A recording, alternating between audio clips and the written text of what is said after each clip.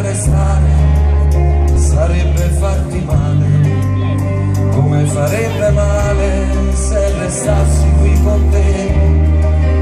Se questo che